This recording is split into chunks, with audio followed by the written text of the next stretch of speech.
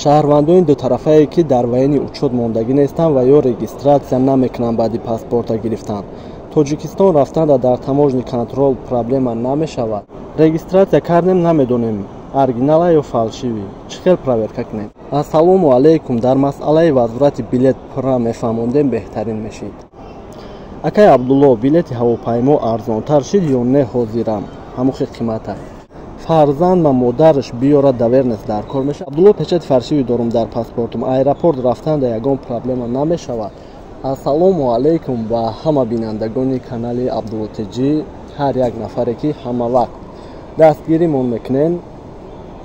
Дар ин видео мехостем ки саволҳое ки дар видеои пеш буд, то ҷое ки медонем, то ҷое ки пурсидем ва то ҷое ки дидем, шумода маълумот расонем.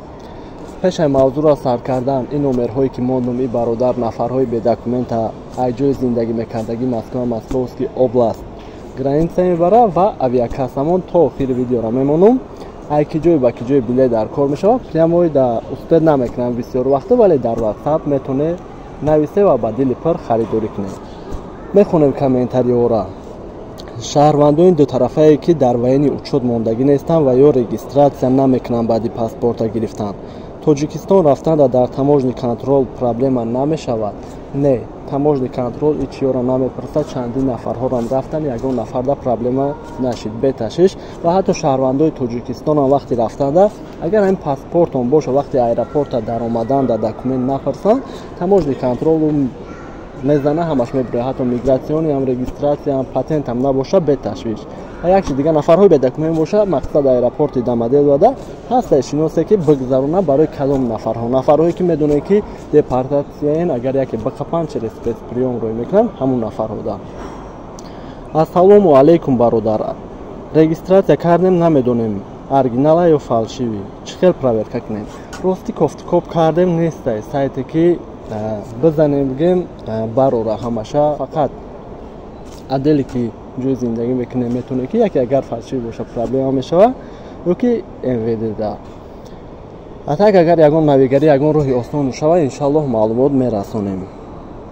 Ассалому алайкум, дар масъалаи возврати билет пурра мефаҳмондем беҳтарин мешид. хоб, дар ҳолате ки билет мегирен,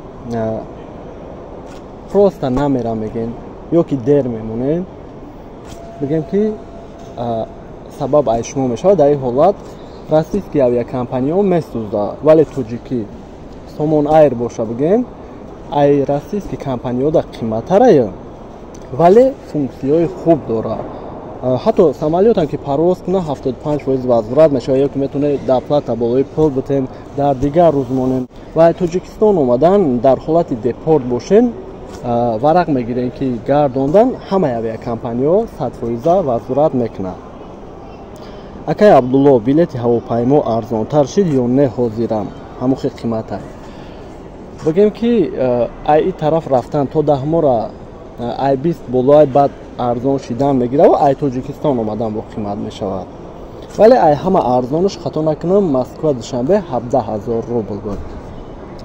салом ака, фарзанд ва модараш биёрад давернес дар кор мешавад? Алейкум салом. бале, вале иҷа фаҳмондан дар кора ки агар шаҳрванди Россия боша, ай Россия рафтанда даверности падар дар кор мешавад, вале ай Тоҷикистон омадан не, барое ки шаҳрванди Россия. агар ки шаҳрванди Тоҷикистон боша, ай Тоҷикистон оварданда даверност дар кор мешавад, не ки ай Россия рафтанда не. мақсад метавонад ки бедаверностам барава вақти рафтанда. ва даверност бояд худаш боша, сураташ дигараш намешавад. Абдулло, печати фаршивӣ дорум дар паспортум. Аэропорт рафтанда ягон проблема намешавад? то ҳозира ай ин сабаб шикоят кардагӣ нестанд, вале ба ҳар ҳол худтон нигоҳ кунед, мақсад паспортона ҷазир накунед. ягон қиндӣ надора, мехезем мерем, худтон меен зато қонунӣ. вақти Қазоқистон рафтанда мефаҳманд, мақсад ки фалшивӣ аннулировать мекунанд. баъзеҳош ай ҳамҷа рафтандам аннулировать мекунанд, вале серьёзни проблема нашид. ягар гуфти рӯзҳо бигем, ҳамин қадар маълумот, ягон чиам ки ай хит карда бошен беҳтарин ай. боқӣ паноҳи Аллоҳ, худтона эҳтиёт кунем, миннатдорум ай ҳамат бошен.